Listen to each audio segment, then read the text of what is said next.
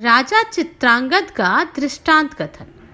हिमालय ने कहा, हे पुत्री, राजा चित्रांगद की साध्वी रानी को भी अपने पति का विरह दुख प्राप्त हुआ था, जिसका निवारण गणेश्वर के पूजन से ही हुआ। इसका इतिहास यह है कि राजा चित्रांगद माल्य देश का राजा था। वह अत्यंत शक्तिशाली और विद्वान था। उसकी सुंदरी भार्या का नाम इंदुमती था। वह राजा एक दिन शिकार खेलने गए। भीषण अरण्य में एक राक्षसी से उसका सामना हो गया। वह राक्षसी राजा पर आसक्त हो गई। उसने राजा से परिणय निवेदन किया, किंतु राजा ने उसकी बात नहीं मानी।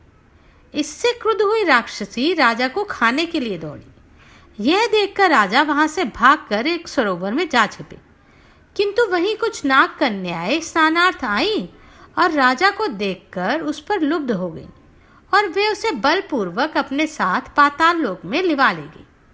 उससे प्रणय निवेदन करने लगी। हे पार्वती, राजा ने उनका प्रस्ताव अस्वीकार कर दिया। इससे वह नाग कन्याएं भी रुष्ट हो गई और उन्होंने राजा को बंधन में डाल दिया। इधर रानी इंदुमती पति के ना लौटने से बड़ी चिंतित हुई।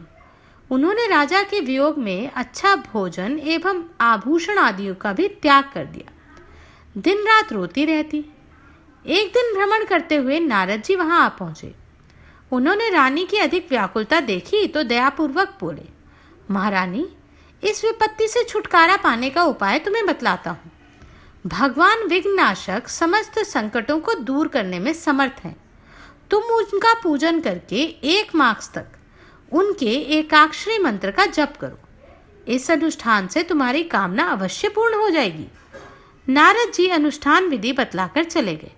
रानी ने धैर्य धारण कर शुभ दिन में प्रातःकाल स्नान आदि से निवृत्त होकर श्री गणेश्वर की मृण्मय मूर्ति स्थापित कर विधिवत षोडशोपचार पूजन स्तवन निराजन करके जप का आरंभ किया और 1 मास तक 1 लाख जप का अनुष्ठान पूर्ण किया। हवन, ब्राह्मण भोजन, दान पुण्य आदि का प्रतिमा का विसर्जन भी किया। रानी प्रसन्नचित्त से उन विघ्ननाशक प्रभु का भी स्मरण करती रही। तभी भगवान गणेश्वर ने बुद्धि देवी को नाग कन्याओं के प्रेरणार्थ प्रेषित किया, जिससे उन्होंने तुरंत ही राजा को कारागार से मुक्त कर दिया और उन्हें स्नान कराकर वस्त्राभूषण पहनाए और सम्मान पूर्वक उनके राज्य में भेज दिया गया। गणेश जी की आराधना का प्रभाव है कि रानी को अपने प्राणपति की प्राप्ति हो गई। यह कहकर हिमालय चुप हो गए।